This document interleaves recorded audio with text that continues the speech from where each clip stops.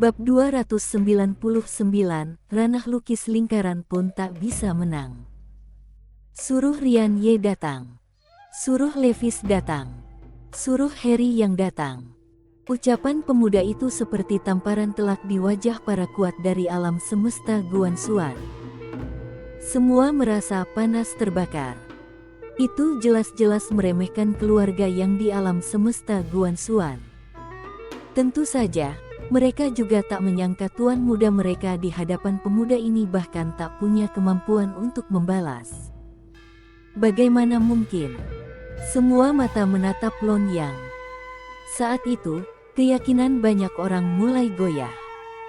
Menurut mereka, tuan muda seharusnya sudah mencapai ranah lukis lingkaran. Bagaimanapun, dia orang keluarga Yang. Namun dari yang terlihat, tuan muda ini belum mencapai ranah lukis lingkaran. Memikirkan itu, wajah banyak kuat alam semesta Guan Xuan jadi makin buruk.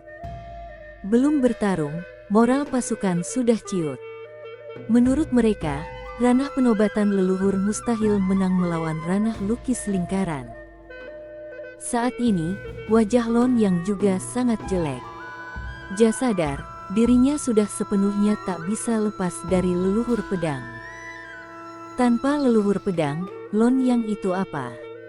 Menghadapi jenius sejati di dunia ini, ia bahkan tak punya kekuatan untuk membalas. Detik ini, ia melihat retakan di hati daunnya. Ia juga tahu bagaimana menyelamatkan hati daunnya. Sederhana saja, tinggalkan pedang. Asal melepaskan leluhur pedang di tangannya dan benar-benar mengenali dirinya, hati Dao Lon yang takkan runtuh. Tapi begitu meletakkan leluhur pedang, Lon yang pasti kalah. Hanya sekali bentrok, ia sudah tahu, ia tak bisa mengalahkan pemuda di depannya. Dan sekali ia kalah, itu berarti keluarga yang akan ditekan satu kepala oleh tanah turun dewa. Bukan hanya itu. Reputasi 3 generasi keluarga yang juga akan hancur di tangan Lon Yang. Keluarga Yang, sejak buyutnya sampai sekarang, tak pernah ditindas siapapun. Lon Yang tak boleh kalah. Keluarga yang tak boleh kalah. Lon Yang tak boleh jadi pendosa keluarga Yang. Lon Yang menarik napas panjang. Ia mendadak membuka mata. Leluhur pedang di tangannya bergetar tak henti. Gelombang demi gelombang aura pedang yang mengerikan menyapu keluar dari tubuhnya. Dengan berkah leluhur pedang, aura pedangnya berubah drastis. Aura pedang membubung, berkumpul menjadi arus deras dao pedang yang menakutkan. Tekanan dao pedang yang mengerikan langsung menekan semua orang di arena hingga nyaris tak bisa bernapas. Leluhur pedang. Di depan Lon Yang, pemuda itu menatap leluhur pedang lalu tersenyum. Pedang dewa yang luar biasa, katanya. Ia menoleh pada Lon Yang, menggeleng pelan. Matanya tak menyembunyikan rasa sayang yang disayangkan. Sayangnya dipakai orang sepertimu. Pedang ini jadi turun harga. Lon Yang menatap pemuda itu tanpa ekspresi. Tanpa basa-basi, ia melangkah maju dan menebas ganas satu pedang. Di detik pedang itu ditebaskan, medan perang jalan dewa tak sanggup menahan kedahsyatannya. Bidang perang itu mulai retak dan runtuh sejengkal demi sejengkal. Namun tiba-tiba, weng! Terdengar denging pedang. Leluhur pedang di tangan Lon yang mendadak bergetar hebat, lalu berubah menjadi seberkas cahaya pedang dan lenyap. Aura pedang yang membubung sirna tanpa jejak. Semua orang tertegun. Lon yang juga membeku. Ada apa? Tak jauh, Nona Ding melihat adegan itu, alis cantiknya ikut berkerut. Haha. Pemuda tanah turun dewa tertawa, sepertinya pedang ini tak mau dipakai olehmu. Lon yang menatap kekosongan dengan wajah penuh kebingungan. Ada apa? Ia benar-benar tak paham kenapa leluhur pedang tiba-tiba pergi. Di suatu tempat di atas kekosongan, sebuah bayangan emas mengulurkan tangan kanan. Leluhur pedang mendarat mantap di telapak tangannya. Bayangan emas itu menatap leluhur pedang, lalu tertawa. Di kejauhan, seorang gadis kecil bercelana jeans tiba-tiba menoleh ke arah bayangan emas itu. "Tuan Pagoda, ayo jalan. Di depan ada sebuah makam kaisar. Cepat, kalau telat, tak kebagian harta." Tuan Pagoda menyimpan leluhur pedang, lalu menoleh ke suatu arah dan tersenyum. "Nak kecil, Tazu cuma bisa bantu sampai sini." Selesai berkata, ia berbalik dan menghilang ke kedalaman galaksi bintang. Medan perang Jalan Dewa. Begitu kehilangan leluhur pedang, aura pedang Lon yang langsung buyar habis-habisan. Aura pedangnya sekarang dan barusan bagai langit dan bumi. Wajah Lon yang pucat pasi. Ia berdiri linglung. Di lubuk hati, ia benar-benar mulai panik. Dengan leluhur pedang, ia bisa menahan ranah lukis lingkaran. Tanpa leluhur pedang, di kejauhan, pemuda tanah turun dewa menatapnya dengan nada mengejek, "Cuma segini. Bikin orang ketawa mati. Sudahi sandiwara ini." Ia melangkah perlahan ke arah Lon Yang. Dalam sekejap, tekanan mengerikan menutupi Lon Yang. "Tunggu." Nona Dina tiba-tiba bersuara dari tidak jauh. Pemuda tanah turun dewa berhenti. Ia menoleh pada Nona Ding dan tertawa. "Apa, para tetua keluarga yang mau turun tangan sendiri?" "Kalau iya, aku sangat menyambut, haha." Nona Dina menatap pemuda tanah turun dewa, keluarga yang telah menunggu tanah turun dewa selama 3 bulan. "Masa sekarang minta kalian menunggu sebentar saja tidak boleh? Apa-apaan itu?" Pemuda tanah turun dewa tertawa. "Berapa lama Nona mau kami tunggu? Jangan-jangan juga 3 bulan. 2 jam, kata Nona Dina. 2 jam. Pemuda tanah turun dewa menatap Nona Dina.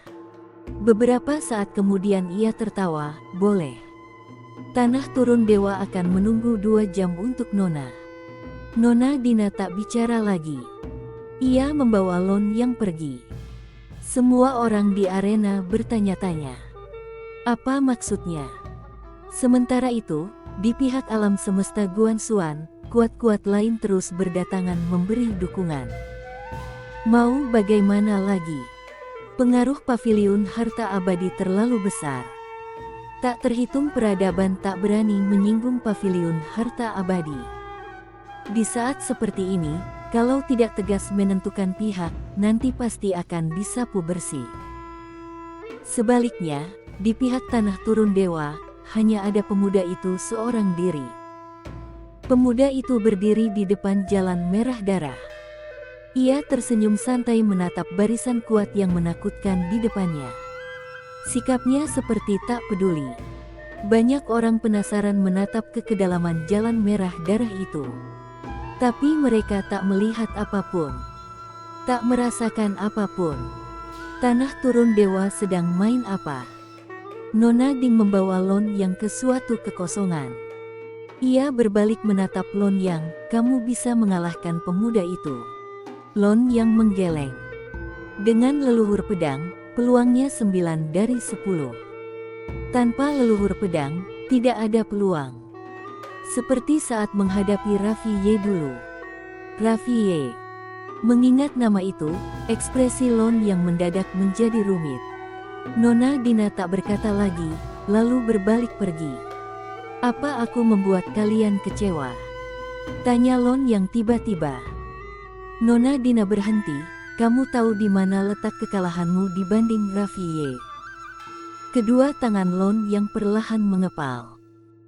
"Hati," kata Nona Dina, "kalau Raffi Ye, kalau dia tak bisa menang, dia akan jujur mengakui tak bisa menang. Kamu tak bisa menang melawan pemuda itu. Itu tidak memalukan. Karena identitas aslinya sangat spesial. Tentu, itu bukan pokoknya. Pokoknya, kamu bukan hanya tak bisa menang, kamu juga tak berani mengakui. Kamu takut kalah. Bukan hanya takut, kamu juga tak siap menanggung kekalahan." Ia menggeleng, sepertinya latihan reinkarnasi belum benar-benar membuatmu melihat dirimu sendiri. Selesai bicara, ia berjalan pergi. Di belakangnya, wajah Lon yang pucat pasi. Nona Dina tiba di tepi sebuah danau. Tak jauh dari danau, seorang pemuda duduk. Ia mengenakan jubah kultivator, berbaring santai di kursi sambil membaca.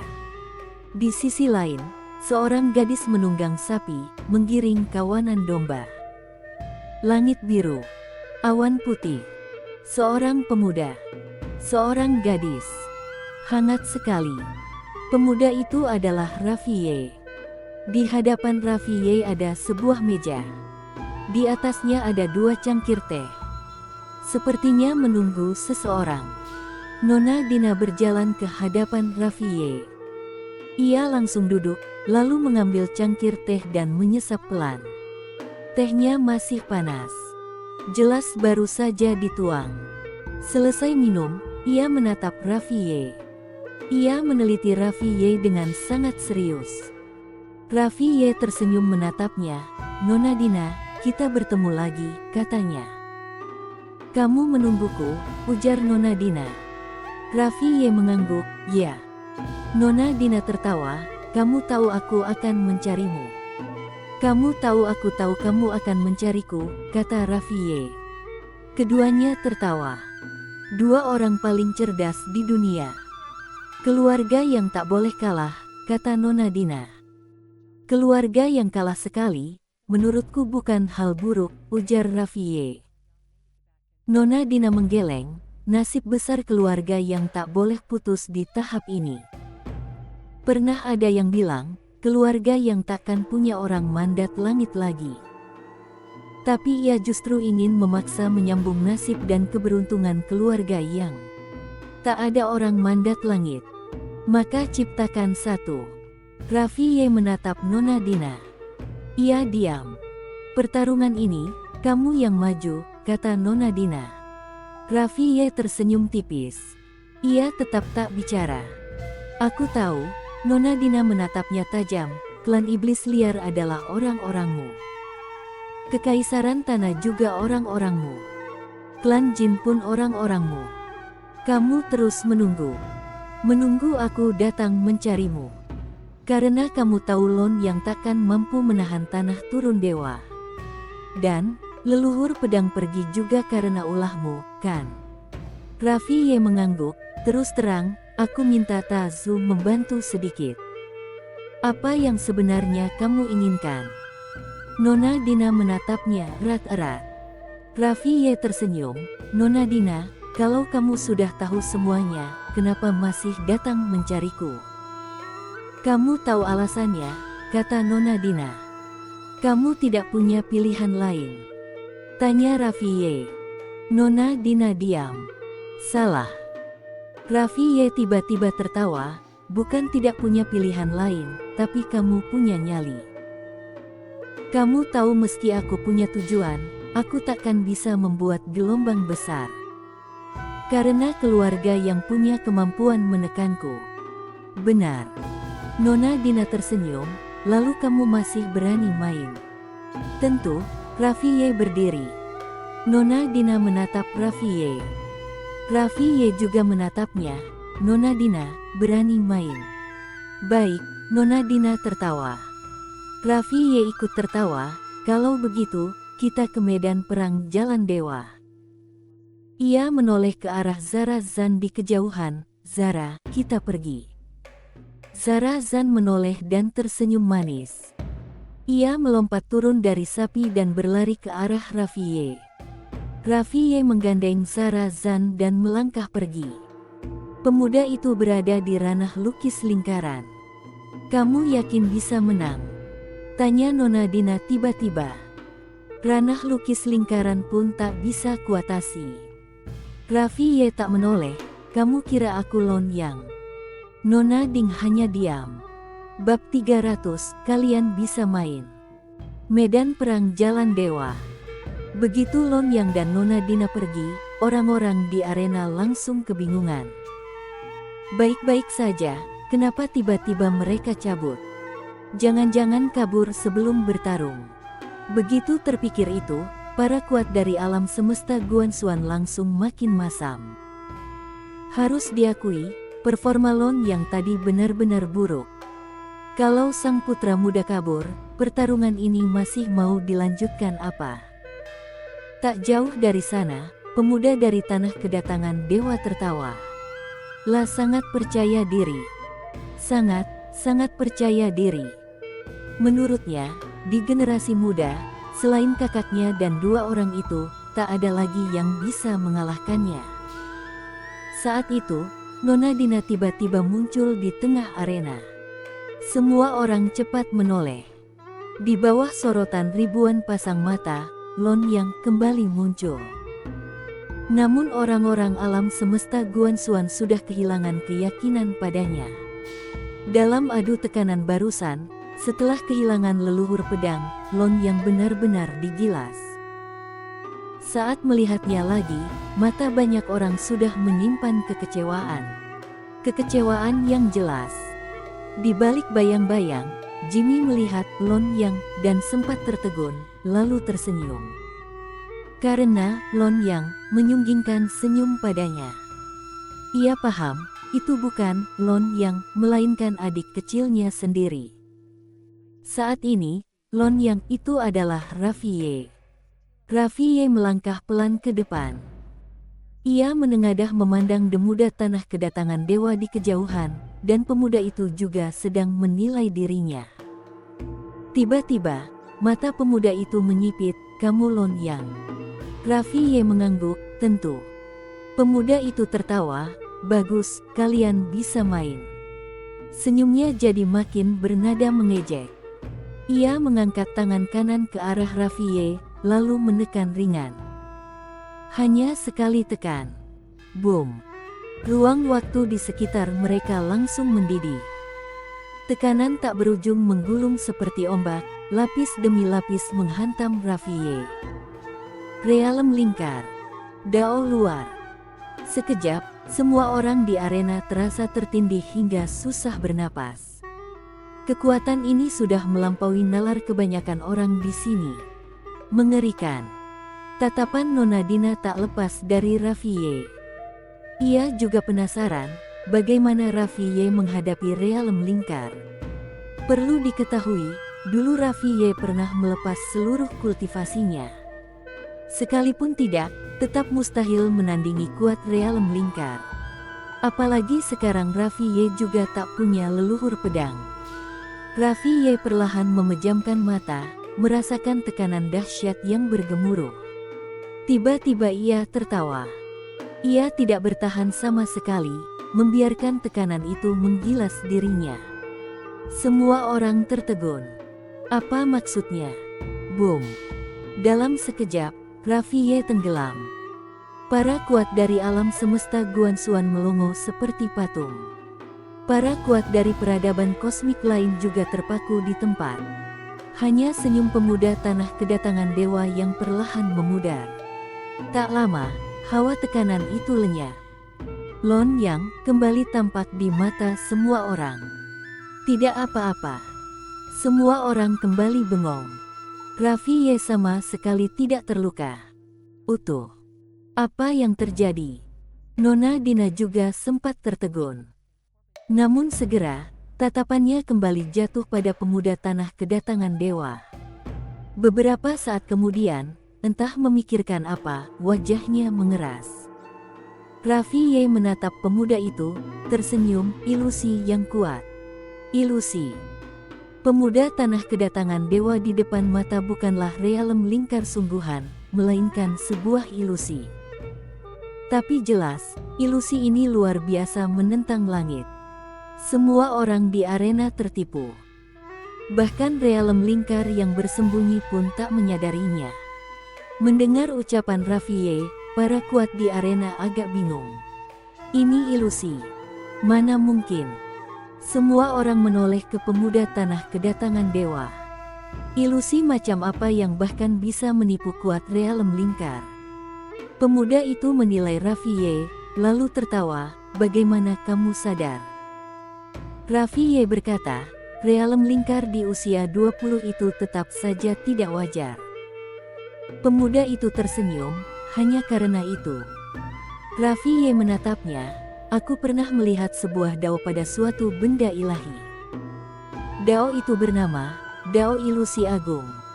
Peringkat ke-19 di antara 3000 dao. Sekali mengibaskan tangan, bisa membentuk dunia ilusi, menyulap palsu jadi nyata. Orang yang menegakkan dao ini, seharusnya kamu, kan? Pemuda itu tertawa, sepertinya kamu melihatnya dari sungai dao di Akademi Ilahi. Raffi Ye mengangguk. Pemuda itu menatap tajam, lalu kamu tahu, sebenarnya aku punya satu dao lagi. Raffi Ye berkata, aku menebak sebagian. Oh. Pemuda itu tertawa keras, kamu menebak sebagian. Raffi Ye berkata, mau coba? Bagus. Pemuda itu tertawa lebar. Ia melangkah ke depan satu langkah. Begitu kaki terangkat, seluruh ruang waktu seketika jadi sunyi mati. Di sunyi yang pekat itu, tiba-tiba muncul lantunan nyanyian yang mengerikan, seolah datang dari jutaan tahun silam. Krek. Sekonyong-konyong, petir-petir yang panjangnya puluhan ribu meter menerobos sunyi itu, lalu menghantam Raffi Ye dari kejauhan. Setiap kilatan berwarna merah tua, mengandung dahsyatnya wibawa dao. Dan semuanya disertai tekanan realem lingkar. Di luar, orang-orang melongo menyaksikan pemandangan itu. Walau semua merasa ini dunia ilusi, wibawa dao dan petir di depan mata terasa begitu nyata. Sebenarnya ini nyata atau tidak? Balikan beberapa kuat realem lingkar saat ini pun tak bisa membedakannya. Jimmy menoleh pada ayahnya, Jimo. Jimo menatap ruang sunyi itu dengan kening berkerut. Jimmy berkata, ayah juga tak bisa membedakan. Mata Jimo menyipit, ternyata begitu. Adik kecilmu sedang dalam masalah. Mendengar itu, Jimmy langsung sedikit cemas. Ia menoleh ke arah Raffi Ye, bersiap turun tangan kapan saja. Di dalam ilusi, tatapan Raffi Ye tetap tenang. Ia menatap sekeliling petir-petir itu. Setiap petir merah darah sepanjang puluhan ribu meter, mengandung wibawa dao yang mengerikan. Begitu nyata, bahkan ia sendiri tak bisa memastikan, ini benar atau tidak. Bahkan dengan hati pedangnya yang jernih pun tidak bisa. Tentu, itu tidak penting baginya. Raffi Ye perlahan memejamkan mata. Ia mengangkat satu tangan, menekan ringan. Boom. Sekejap, wajah pemuda tanah kedatangan dewa berubah drastis. Karena rilamnya turun gila-gilaan. Saat berikutnya, ia menghentak kedua tangan. Wibawa dao yang mengerikan menyapu keluar dari tubuhnya, berusaha menahan suatu kekuatan misterius. Namun, tidak berguna. Di bawah tatapan semua orang yang ternganga, realem pemuda itu nol dalam hitungan beberapa detik saja. Tidak hanya dia, selain para realem lingkar, semua orang di arena rilamnya juga nol dalam sekejap itu. Semua orang bengong. Arena hening total. Realem semua orang jadi nol. Gila benar. Saat itu, Raffi Ye menoleh ke sekeliling dan tersenyum canggung, semua, maaf. Tadi kebablasan. Benar-benar minta maaf. Sambil berkata, ia mengibaskan lengan. Boom. Realem semua orang pulih sepenuhnya. Semua orang terdiam. Namun Raffi Ye kembali menoleh pada pemuda tanah kedatangan dewa, kamu tidak bisa pulih. Ia menekan ringan dengan tangan kanan. Boom. Realem pemuda itu langsung dipaksa nol. Harus diakui, saat ini semuanya terkejut. Barusan, dalam sekejap, realem mereka benar-benar nol. Nol sungguhan. Tanpa kultivasi. Bagaimana caranya?